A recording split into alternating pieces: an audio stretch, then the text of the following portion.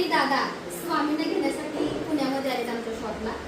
तर मी काल नाशिकला होते, तुम्हाला सांगितलं यायला पण रात्री उशीर झाला, शॉपला येणारच नव्हते. पण स्वामींची पूजा पण शॉपमध्ये करायची असते, त्यामुळे बघा भरपूर ताई दुरून येतात. जरी मी नसले तरी स्वामींची मूर्ती पूजेसाठी तुम्ही नक्की घ्या, कारण इथं आमचा सगळा स्टाफ असतो. तर या ताई बघा एवढं दुरून आल्या, कसं वाटलं?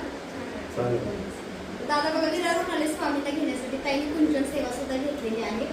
तर पुन्हा या, अनुभव सोबत जो स्वामींच्या मनातून सेवा करतो ना त्याला अनुभव येतो. स्वामी आहे, स्वामी म्हणजे आपल्या फॅमिलीमध्ये एक जिवंत व्यक्ती. असं स्वामींना तुम्ही